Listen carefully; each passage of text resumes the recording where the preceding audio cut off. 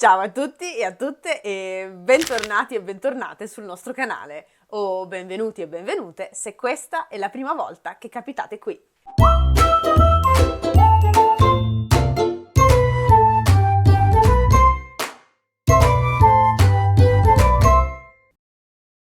Prima di andare avanti con la lezione di oggi vi ricordo, come ogni settimana, che se volete avere dei contenuti extra, come ad esempio le trascrizioni dei podcast in formato PDF, gli esercizi di grammatica in formato PDF, le trascrizioni delle interviste in formato PDF, se volete avere questi contenuti extra potete andare nel nostro sito learnilango.com e nella sezione contenuti esclusivi troverete tutte le informazioni per poter avere questi contenuti. Inoltre, sempre nella sezione contenuti esclusivi potete trovare tutte le informazioni per unirvi al gruppo Telegram di Lernilango e partecipare al grande quiz mensile che facciamo qui su Lernilango. Detto questo, passiamo subito ai contenuti della lezione di oggi. Questa settimana parleremo di un argomento che mai ho sentito dire da un mio studente o da una mia studentessa: ah, quanto è facile, quanto è bello questo argomento. E cioè sto parlando delle preposizioni.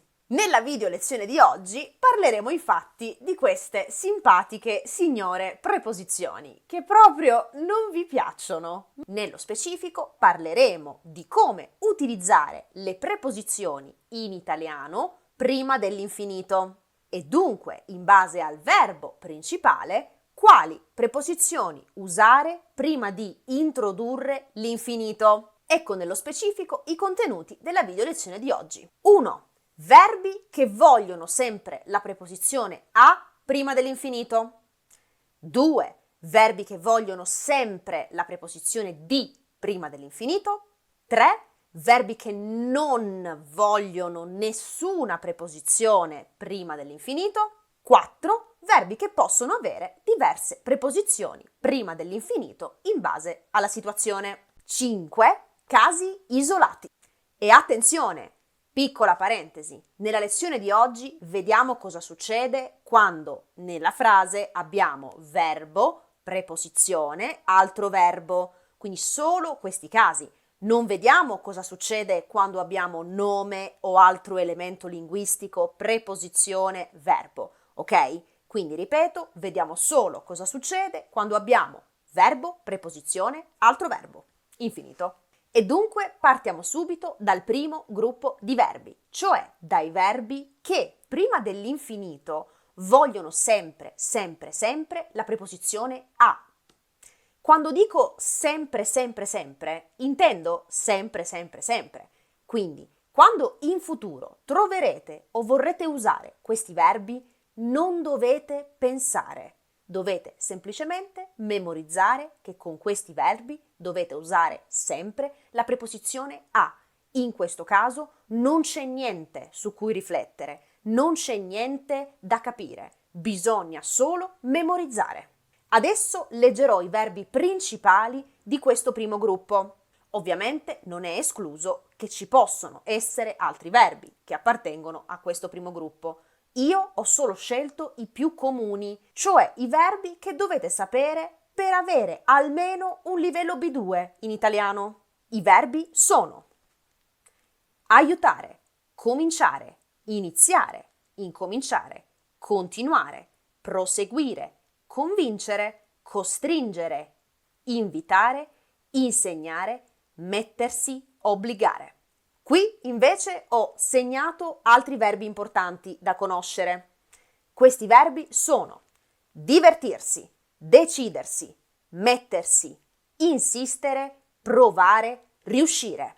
Questi sono i verbi principali da conoscere, ripeto, se volete dire che avete almeno un livello B2. Passiamo adesso invece al secondo gruppo di verbi, cioè quei verbi che vogliono sempre la preposizione di. Anche in questo caso ho elencato i verbi principali, sempre per poter dire che abbiamo un livello B2. I verbi di questo gruppo sono accorgersi, ammettere, aspettare, attendere, capire, chiedere, credere, decidere, dire, dispiacersi, escludere, essere certo, essere convinto, essere sicuro, fingere, finire, negare, ottenere, parere, pensare, permettere, prevedere, richiedere, riconoscere, ritenere, sapere, scegliere, scoprire. Qui invece ho segnato degli altri verbi che fanno parte di questo gruppo. Cercare, ricordarsi, dimenticarsi, accettare, tentare, rifiutare, far finta, fingere, sforzarsi.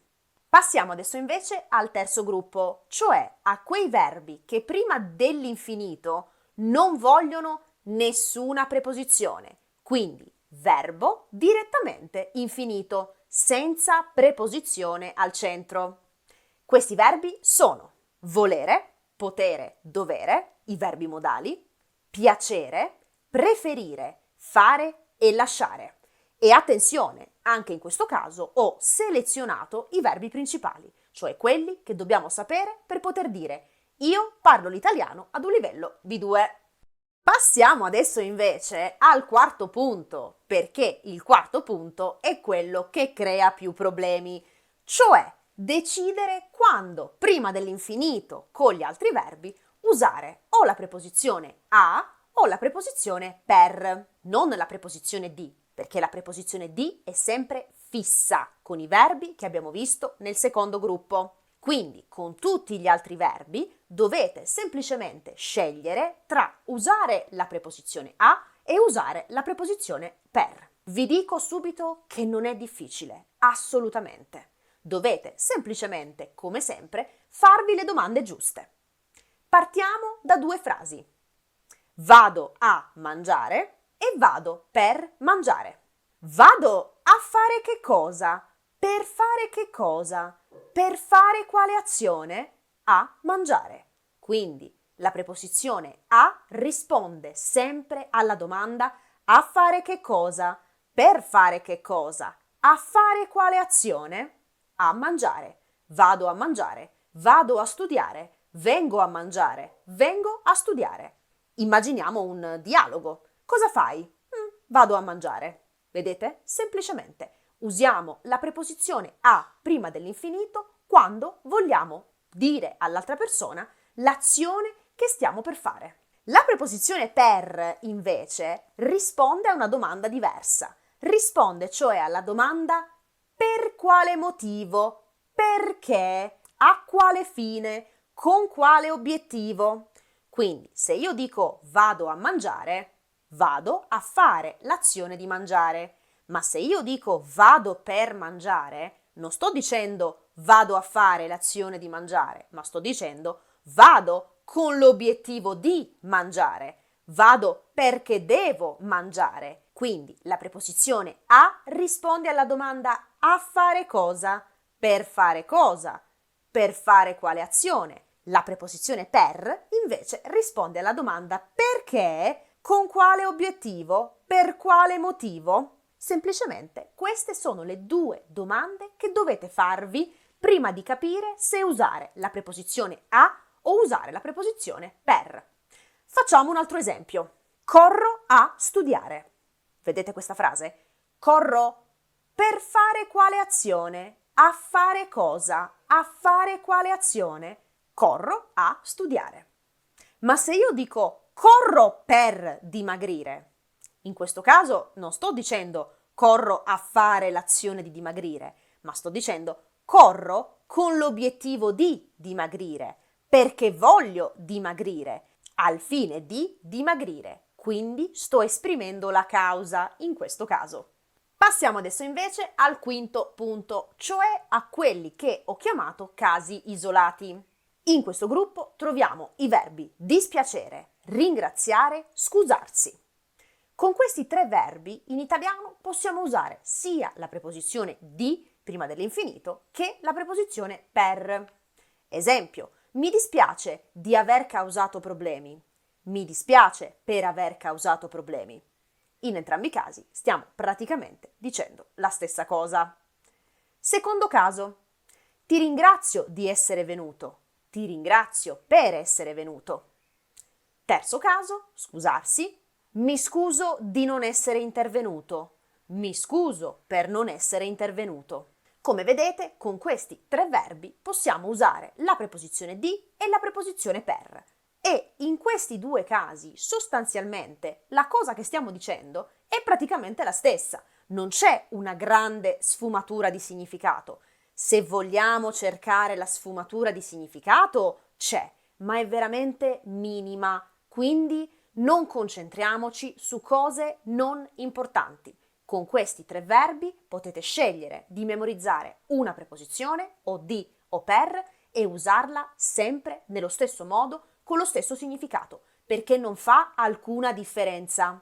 Ebbene, cari e care ascoltatori e ascoltatrici, studenti e studentesse, io ho finito con la lezione di oggi. Spero che tutto è stato chiaro. Mi raccomando, le domande nei commenti, non abbiate paura di fare domande e se volete esercitarvi sul nostro sito trovate degli esercizi a correzione automatica su questo argomento.